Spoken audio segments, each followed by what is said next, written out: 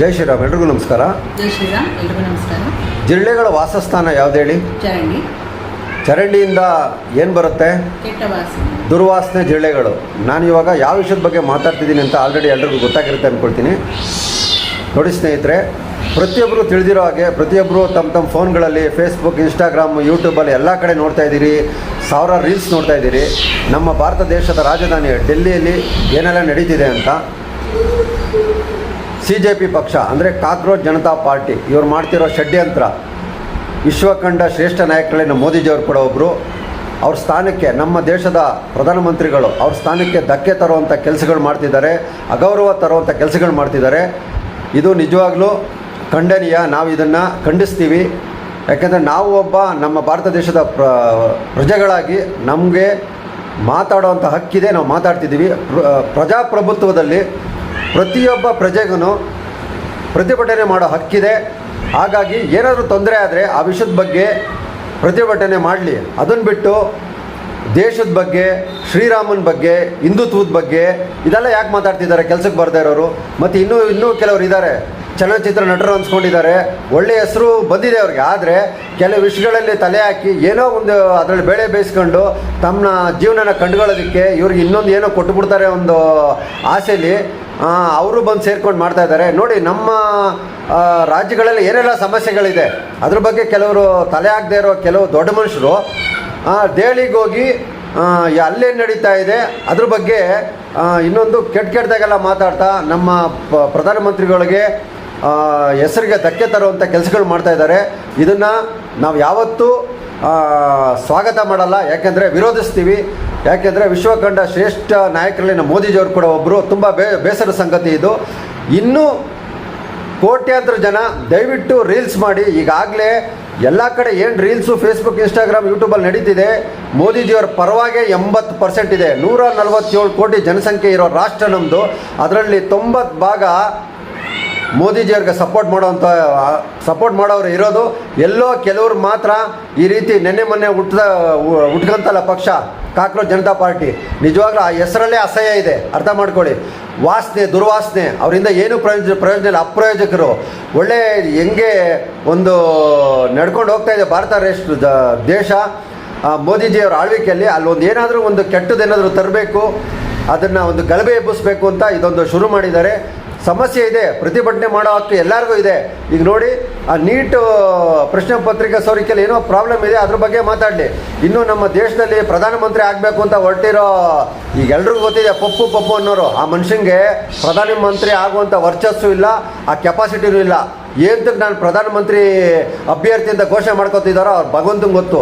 ಇನ್ನು 50 ವರ್ಷ ಹೋದ್ರೂ ಅವ್ರಿಗೆ ಏಜ್ ಮುಗಿದು ಅವರು ಶಿವನ ಪಾದ ಸೇರ್ಕೊತಾರೆ ಹೊರತು ಯಾವುದೇ ಕಾರಣಕ್ಕೂ ಪ್ರಧಾನಿ ಆಗಲ್ಲ. ಅದಾಗಕ್ಕೆ ನಾವು ಬಿಡೋದು ಇಲ್ಲ. ಯಾಕೆಂದರೆ ನಾವೆಲ್ಲ ಹಿಂದೂಸ್ತಾನದಲ್ಲಿ ಬಾಳ್ತಾ ಇರ್ತಕ್ಕಂಥ ಪ್ರಜೆಗಳು. ಮತ್ತು ಸಂವಿಧಾನದಲ್ಲಿ ಏನೇನು ನಡೀತಾ ಇದೆ ಅದನ್ನೆಲ್ಲ ತಿಳ್ಕೊಂಡು ಅದ್ರ ಪರವಾಗಿ ನಿಂತಿದ್ದೀವಿ. ಸಂವಿಧಾನಕ್ಕೆ ಧಕ್ಕೆ ತರುವಂಥ ಯಾವುದೇ ವಿಷಯ ಆಗಲಿ, ಯಾರೇ ಮಾಡಲಿ, ಅದರ ವಿರುದ್ಧವಾಗಿ ಪ್ರತಿಭಟನೆ ಮಾಡೋ ಹಕ್ಕು ಪ್ರತಿಯೊಬ್ಬರಿಗಿದೆ. ಅದಕ್ಕೆ ಪ್ರತಿಯೊಬ್ಬರು ಪ್ರತಿಭಟನೆ ಮಾಡಲಿ. ಅದನ್ನು ಬಿಟ್ಬಿಟ್ಟು ಯಾವುದೇ ವಿಷಯಕ್ಕೆ ಬೇರೆ ಯಾವುದ್ಯಾವುದನ್ನು ಸೇರಿಸ್ಕೊಂಡು ಸಂವಿಧಾನ ಅಂದರೆ ಏನು, ಪಾರ್ಲಿಮೆಂಟ್ ಅಂದರೆ ಏನು, ಅದೊಂದು ದೇವಸ್ಥಾನ ಇದ್ದಂಗೆ. ಅಲ್ಲಿ ಹೋಗಿ ಗಲಭೆ ಎಬ್ಬಿಸಿ ಏನಾದರೂ ಮಾಡಬೇಕು, ಅಲ್ಲಿ ನಡೀತಿರೋ ಸಭೆಗಳು ನಡೀಬಾರ್ದು ಅಂತ ಈ ಥರ ಎಲ್ಲ ಕೆಲಸಗಳು ಮಾಡ್ತಾ ಇದ್ದಾರೆ. ಮತ್ತಿನ್ನೊಂದು, ಪಾರ್ಲಿಮೆಂಟ್ಗೆ ಬಂದು ತೊಂದರೆ ಆಗಿರೋದನ್ನ ಮಂಡಿಸಿ ಮಾತಾಡೋ ಕೆಪಾಸಿಟಿ ಇಲ್ಲದೆ ಇರೋ ರಾಹುಲ್ ಗಾಂಧಿಯವರು, ತಿರ್ಗಾ ಇನ್ನಿತರ ಕೆಲವು ವಿರೋಧ ಪಕ್ಷದ ನಾಯಕರು ಹಿಂದೆ ನಿಂತ್ಕೊಂಡು ಯುವ ಜನತೆಗಳಲ್ಲಿ ಎಲ್ಲ ಯುವ ಜನತೆಗಳನ್ನು ಹಾಳು ಮಾಡೋಂಥ ಕೆಲಸ ಮಾಡ್ತಿದ್ದಾರೆ. ಜೊತೆಗೆ ಸಮಾಜದ ಸ್ವಾಸ್ಥ್ಯನ ಕೂಡ ಹಾಳು ಮಾಡ್ತಿದ್ದಾರೆ. ಇವಾಗಿದೆ ಯುವ ಜನತೆಗೆ ನಾವು ಒಳ್ಳೆಯದನ್ನು ಹೇಳಿ ಒಳ್ಳೆ ಮೆಸೇಜ್ಗಳು ಕೊಟ್ಟು ಒಳ್ಳೆ ಕೆಲಸಗಳನ್ನು ಮಾಡೋವಂಥ ಕೆಲಸಗಳು ಮಾಡ್ತಿಲ್ಲ. ಈ ವಿರೋಧ ಪಕ್ಷದ ಏನು ಶಕ್ತಿಗಳು ಹಿಂದೆಯಿಂದ ಕುಮ್ಮಕ್ಕು ಕೊಟ್ಟು ನಮ್ಮ ಯುವ ಜನತೆಗಳನ್ನು ಹಾಳು ಮಾಡುವಂಥ ಕೆಲಸ ಮಾಡ್ತಿದ್ದಾರೆ. ಜೊತೆಗೆ ದೇಶದ ಒಂದು ಪರಿಸ್ಥಿತಿ ಹೇಗಾಗ್ತಿದೆ ಅಂತಂದರೆ, ಈ ಯುವ ಜನತೆ ಯಾಕೆ ಅವ್ರ ಮಾತು ಕೇಳ್ತಿದ್ದಾರೆ ಅನ್ನೋದು ನನಗೂ ಅರ್ಥ ಆಗ್ತಾ ಇಲ್ಲ. ದಯವಿಟ್ಟು ಇದರಲ್ಲಿ ಮನವಿ ಮಾಡೋದೇನಂತಂದರೆ, ನಮ್ಮ ಯುವ ಜನತೆ ಏನು ಯುವಕರು ಇದ್ದಾರೆ, ನೀಟ್ ಎಕ್ಸಾಮಿಂದ ಪ್ರಾಬ್ಲಮ್ ಆಗಿದೆ. ನಿಜವಾಗ್ಲೂ ನಮಗೂ ಬೇಸರದ ಸಂಗತಿ ಇದೆ. 2 ವರ್ಷದಿಂದ ಆಗಿದೆ, ಖಂಡಿತ ಹೌದದು. ಬಟ್ ಅದರಲ್ಲಿ ಇರೋ ಒಂದು ಸಮಸ್ಯೆಗಳನ್ನು ಅದನ್ನು ಬಗೆಹರಿಸ್ಕೊಳ್ಳೋಕೆ ನೋಡಬೇಕೇ ಹೊರತು ಬೇರೆ ಯಾರೋ ಏನೋ ಹೇಳ್ಕೊಟ್ರು ಅನ್ನೋ ಕಾರಣಕ್ಕೋಸ್ಕರ ಬೇರೆ ಬೇರೆ ವಿಚಾರಗಳನ್ನು, ಧರ್ಮದ ಧರ್ಮದ್ದು ಮತ್ತು ನಮ್ಮ ದೇವರು ಈ ಥರ ಒಂದು ಸಮಾಜ ಸ್ವಾಸ್ಥ್ಯನ ಹಾಳು ಮಾಡೋ ಅಂಥ ಕೆಲಸ ಮಾಡಬಾರ್ದು ಯುವ ಜನತೆ ಅಂತ ನಾನು ಹೇಳಕ್ಕೆ ಇಷ್ಟಪಡ್ತೀನಿ. ಮುಖ್ಯವಾಗಿ ನಾನು ಹೇಳೋದೇನು ಅಂತ ಹೇಳಿದ್ರೆ, ಎಲ್ಲೋ ಈಗ ನೋಡಿ ಮೊನ್ನೆ ಒಂದು ಈ ಥರ ಘಟನೆ ನಡೀತಾ ಇರೋದು ಕೆಲವು ದಿವಸಗಳಿಂದ ನಡೀತಾ ಇದೆ. ಅಲ್ಲೆಲ್ಲ ಜನಗಳು ಸೇರ್ತಾ ಇದ್ದಾರೆ. ಎಷ್ಟೋ ಜನಗಳು ಸೇರಿಸಿ ಅದನ್ನೆಲ್ಲ ತುಂಬ ಜನ ಸೇರಿಬಿಟ್ರು, ಲಕ್ಷಾಂತರ ಜನ ಇದಕ್ಕೆ ಪರವಾಗಿ ನಿಂತಿದ್ದಾರೆ. ಈ ಯಾರು ಅರವಿಂದ್ ಕೇಜ್ರಿವಾಲ, ತಿರ್ಗಾ ಮನೀಶ್ ಸಿಸೋಡಿಯಾ, ತಿರ್ಗಾ ಅಭಿಜಿತ್ ದೀಪ್ಕೆ, ಇವರೆಲ್ಲ ಪರವಾಗಿ ನಿಂತಿದ್ದಾರೆ. ಏನೂ ಇಲ್ಲ, ಸೌರವ್ ದಾಸ್ ಇವ್ರ ಬಗ್ಗೆ ಇವ್ರ ಪರವಾಗಿ ನಿಂತಿದ್ದಾರೆ ಅಂತ. ಅದೆಲ್ಲ ಸುಳ್ಳು, ಅರ್ಥ ಮಾಡ್ಕೊಳ್ಳಿ. ಅದೆಲ್ಲ ಬರೀ 0.1% ಜನಗಳಷ್ಟೇ. ಈಗಾಗಲೇ ನೀವು ರೀಲ್ಸು, ಫೇಸ್ಬುಕ್, ಯೂಟ್ಯೂಬಲ್ಲೆಲ್ಲ ನೋಡ್ತಾ ಇದ್ದೀರಿ.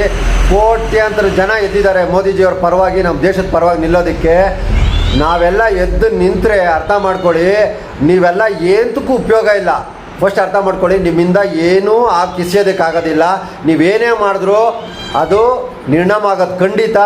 ಯಾಕೆಂದರೆ ಏನು ತೊಂದರೆ ಆಗಿದೆ ಅದಕ್ಕೆ ಸಲಹೆಗಳು ಕೂಡ ಸಿಕ್ಕುತ್ತೆ. ಆ ತೊಂದರೆ ನಿಜವಾಗ್ಲೂ ಬಗೆಹರುತ್ತೆ ಮುಂದಿನ ದಿನಗಳಲ್ಲಿ. ಆದ್ರೂ ನಾನು ಮುಖ್ಯವಾಗಿ ನಮ್ಮ ಯುವ ಜನತೆ ಯಾರ್ಯಾರು ಇದ್ದೀರಿ, ಮುಖ್ಯವಾಗಿ ನಮ್ಮ NDA ಸರ್ಕಾರ ಹಾಗೂ ಮೋದಿಜಿಯವರ ಆಳ್ವಿಕೆಯಲ್ಲಿ ಪ್ರತಿಯೊಂದು ನಾವಿವಾಗ ನೆಮ್ಮದಿಯಾಗಿ ಜೀವನ ಮಾಡ್ತಿದ್ದೀವಿ ಅಂದರೆ ಅದನ್ನು ಯೋಚನೆ ಮಾಡಬೇಕು ನಾವೆಲ್ಲರೂ. ಯಾಕೆಂದರೆ ಈಗ ಪೆಟ್ರೋಲು ಡೀಸೆಲ್ ಕಡೆ ಎಲ್ಲೆಲ್ಲೆಲ್ಲ ತೊಂದರೆಗಳಾಗಿದೆ. ಹಂಗಾದ್ರೂ ನಮ್ಮ ದೇಶದಲ್ಲಿ ಏನೂ ತೊಂದರೆ ಆಗ್ದಂಗೆ ಮೋದಿಜಿಯವರು ನಡೆಸ್ಕೊಂಡು ಬರ್ತಾ ಇದ್ದಾರೆ. ಮೋದಿಜಿಯವ್ರನ್ನ ಎಲ್ಲ ದೇಶದಲ್ಲೂ ರೆಡ್ ಕಾರ್ಪೆಟಾಗಿ ಕರೀತಾ ಇದ್ದಾರೆ ಅಂತ ಹೇಳಿದ್ರೆ ಸುಮ್ಮನೆ ಏನು ಹುಡುಗಾಟೆ ಅಂದ್ಕೊಂಡ್ಬಿಟ್ಟಿದ್ದೀರಾ? ಅರ್ಥ ಮಾಡ್ಕೊಳ್ಳಿ. ಆವಾಗ ನಮ್ಮ ದೇಶದ ಪ್ರಧಾನಿ ಅಂತ ಹೇಳಿದ್ರೆ ಬೆಲೆ ಕೊಡ್ತಾ ಇರಲಿಲ್ಲ. ಇವಾಗ ಮೋದಿಜಿ ಅಂತ ಹೆಮ್ಮೆಯಿಂದ ಹೇಳ್ತಾರೆ. ಅರ್ಥ ಮಾಡ್ಕೊಳ್ಳಿ ಅವ್ರ ಪವರ್ ಏನು ಅಂತ. ಅಂಥ ನಾಯಕರನ್ನ ನಾವು ಸಪೋರ್ಟ್ ಮಾಡಬೇಕು. ಇನ್ನೂ ಹೆಚ್ಚಿನ ರೀತಿಯಲ್ಲಿ ಎಲ್ಲರೂ ಮೋದಿಜಿ ಪರವಾಗಿ ನಿಲ್ಲಬೇಕು. ನಮ್ಮ NDA ಸರ್ಕಾರ ಪರವಾಗಿ ನಿಲ್ಲಬೇಕು. ಮುಂದಿನ ದಿನಗಳಲ್ಲಿ ಈ ಕಿತ್ತೋಗಿರೋ ಕಾಂಗ್ರೆಸ್ ಸರ್ಕಾರ ನಿರ್ಣಾಮ ಆಗಬೇಕು. ಅದು ಹಾಗೇ ಆಗುತ್ತೆ. ಯಾಕಂದರೆ ದೇಶ ವಿರೋಧಿ ಚಟುವಟಿಕೆಗಳಲ್ಲಿ ಭಾಗವಹಿಸಿ ಇಲ್ಲೂ ಸಲ್ಲದ ಯುವ ಜನತೆಗಳಲ್ಲಿ ತಲೆಗೆಲ್ಲ ತುಂಬಿ ಏನಾದರೂ ಒಂದು ಗಲಭೆ ಎಬ್ಬಿಸುವಂಥ ಕೆಲಸಗಳು ಮಾಡ್ತಾ ಇದ್ದಾರೆ. ಇವ್ರೇನು ಗಲಭೆ ಎಬ್ಬಿಸಿದ್ರು ಅರ್ಥ ಮಾಡ್ಕೊಳ್ಳಿ, ಇದೊಂಥರ